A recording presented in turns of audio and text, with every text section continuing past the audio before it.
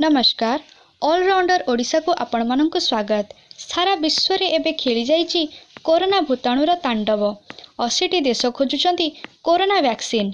नुआ दिल्ली कोरोना महामारी को मेडिकल भाषा रे SARS CoV-2 मध्य कुहा जाउछि। कोरोना वायरस विस्तार रोकिबा पई सारा दुनियार वैज्ञानिक एहार वैक्सीन एवं औषध व्यवहार करबा पई गवेषणा करुछंती। विश्व स्वास्थ्य संगठन अनुसार वर्तमान विश्वर 102टी संस्था कोरोना वैक्सीन खोजिबारे दिन राति परिश्रम करुछंती। 120टी संभाव्य टीका को नहीं गवेषणा जारी मध्य रहिछि। एथिपाई विश्वर 80 रु अधिक देश रे मेडिकल संस्था संयुक्त भावे मध्य गवेषणा करुछंती। वर्तमान सुधा सारा विश्व रे 40 लाख रु अधिक कोरोना रे संक्रमित होई सारिछंती। पाखापाखि 2,78,000 लोकंक मृत्यु मध्य होई सारिछि। अमेरिकार pharmaceutical company modern corona vaccine परीक्षण उपरे काम करुछि। 2020 शेष सुधा टीका प्रस्तुत करिबो बोली कंपनी मार्च 24 तारिख रे घोषणा करिथिला। फाइजर जॉनसन एंड जॉनसन मध्य कोरोना टीका उपरे गवेषणा करुछंती। एहा छडा गिलियाड साइंस कंपनी रेमडेसिविर नामक औषध बाहर करिछि। हाइड्रोक्लोरोक्विन परे एही औषध को कोरोना चिकित्सा पई व्यवहार करा जाउछि। मे 6 तारिख रे जापान मध्य एहाको मान्यता देइछि। लंडन रे कोरोना वायरस उपरे गवेषणा करुथिबा ऑक्सफोर्ड यूनिवर्सिटी रा वैज्ञानिक एप्रिल 23 तारिख रे कोरोना टीका परीक्षण नै दाबी करिथिले। ब्रिटेन रो स्वास्थ्य मंत्री मेट हेनकॉक ए संबंध में सूचना मध्य देइथिले। स्वास्थ्य विभाग औषध खोजिबा पई सबु संभाव्य प्रयास करुछि बोली से मध्य कहिथिले।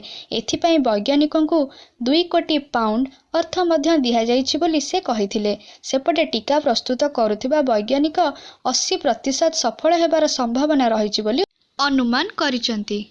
भारत जर्मनी अमेरिकार स्वास्थ्य संगठन एका संगे मिसी गवेषणा करुछंती। सबुठारु प्रथमे चीन मार्च 4 तारिख रे, अमेरिका मार्च 24 तारिख रे, ब्रिटेन एप्रिल 22 तारिख रे, इस्राएल में 5 तारिख रे, इटाली में 6 तारिख रे और नेदरलैंड में 7 तारिख रे वैक्सीन बा एंटीबॉडी तैयारी करिथिबा दाबी करिथिले। मार्च 4 तारिख रे चीन रु खबर मिलिथिला जे 53 वर्ष वयस्क सेन वेइंग को नेतृत्व रे गठित होइथिबा team military medical science academy रे कोरोना वैक्सीन तैयारी करिबारे सफल होइछंती।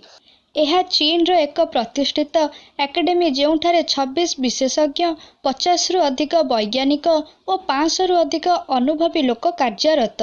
एहा छड़ा चीन रो आउ 3 संस्था वैक्सीन ट्रायलर प्रथम पर्याय रे अछंती। मे 5 तारिख रे इस्राएल रो एक संस्था IIBI रो एही बळी एक एंटीबॉडी प्रस्तुत करिबारे सफलता हासिल करिछि जहा जहा मोनोक्लिन तरीका रे कोरोना उपरे आक्रमण करिवो। इस्राएल रो रक्षा मंत्री नेफ्टली बेनेटेंको कहिबा अनुसार एंटीबॉडी मनुष्य शरीर रे ही भाइरस को मारिबारे सक्षम हेबो। तेबे वैक्सीन मनुष्य शरीर रे परीक्षा करा जाइछि ना नहीं ताहा से कहि नहांती। नेदरलैंड रो यूनिवर्सिटी रो जने वैज्ञानिक 47D11 नामक एक एंटीबॉडी बाहर करिसंती जहा कोरोना वायरस स्पाइक प्रोटीन को ब्लॉक कर देई थाए। कारण कोरोना शरीर रे संक्रमण विस्तार करिबा पई एहा स्पाइक प्रोटीन जरिया रे कोष गुडी को कब्जा करि थाए। गवेषक माने अलग अलग स्पाइक प्रोटीन को मूषा देह रे परीक्षा करि नैछंती।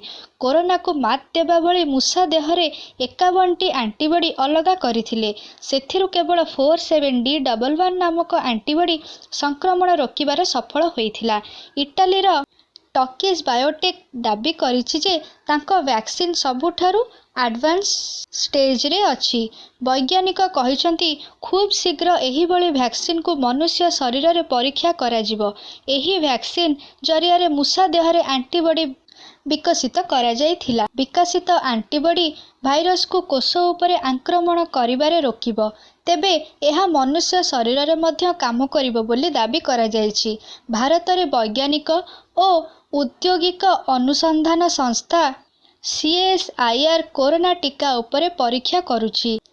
अहमदाबाद रो हेक्टर बायोसाइंस औषध कंपनी एप्रिल 22 तारिख रे घोषणा करिथिला जे भारतीय प्रौद्योगिक संगठन गुवाहाटी सह मिसी कोरोना टीका विकसित करिबे। एहा पूर्वरु पुणेर सीरम ଇନଷ୍ଟିଚ୍ୟୁଟ୍ ଦାବି କରିଥିଲା ଯେ ଚଳିତ ବର୍ଷ ସେପ୍ଟେମ୍ବର ଅକ୍ଟୋବର ସୁଦ୍ଧା କରୋନା ଟୀକା ପ୍ରସ୍ତୁତ କରିବ ଏବଂ ଏହାର ମୂଲ୍ୟ ପାଖାପାଖି 1000 ଟଙ୍କା ରହିବ।